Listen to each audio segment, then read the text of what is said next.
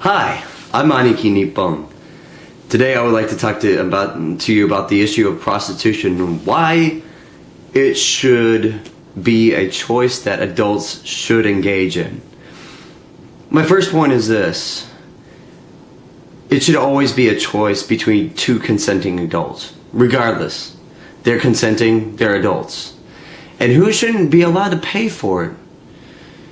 Now, I can understand the other side saying, oh, well, it leads to sexual frustration or emotional problems, or perhaps the elusive, most of them tend to be very young when they start engaging in this industry in the United States of America, in which most of the country it's already illegal completely. But aside from that, I think the choice is a very, very easy thing to do. Number one, children should not be engaged in this kind of industry. It is not for them, and I think we already have laws that protect against that. And the same could be said about slavery, trafficking persons. Now, the problem is, with any of these laws, it's a problem of enforcement. But how would you get a black market to enforce such a thing? Well, you can't, because obviously it would be against their best interest to do so. Now, I understand the feminists will have you believe on the other side that, you know, it could be hazardous, it's a dangerous job, and at one point I heard an echo that it could be emotionally and physically draining. As though if any other industry didn't have the same thing. I mean, do you work? Is it physically and mentally draining? Come on, everything is. And some of them more so than others.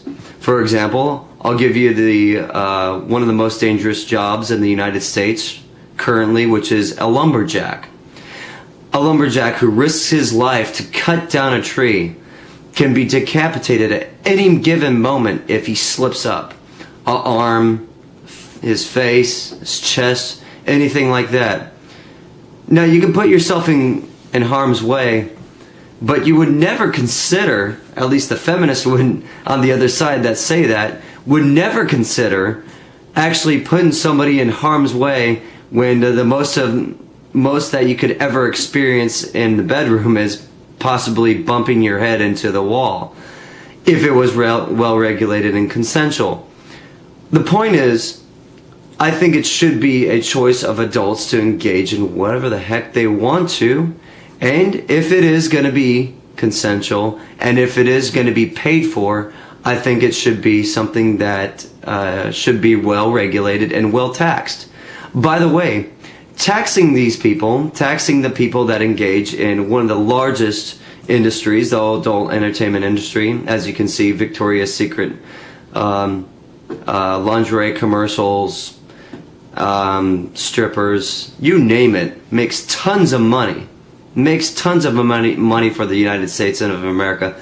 I think it's imperative in hard economic times to bring this industry about, and I think the time is now to say, well, we should promote the idea that we should legalize prostitution finally, as it was in the past.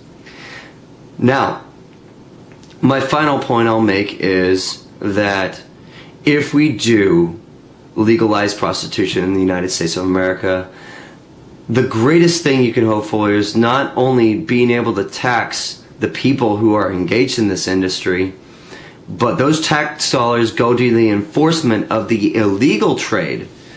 So you see, it's a complete circle, and it's a totally wonderful thing that you could ever imagine.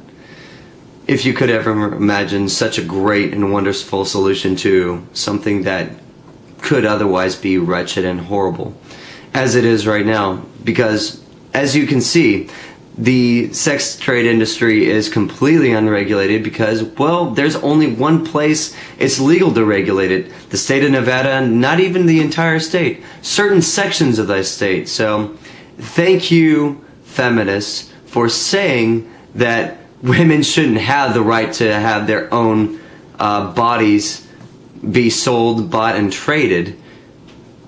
knowing that they're in much worse shape in a black market economy. So anyways, those are my thoughts and comments and my side of the debate for prostitution. Should it be right or should it be wrong for sex to be bought, sold, and traded? Well, there's my answer. Thank you.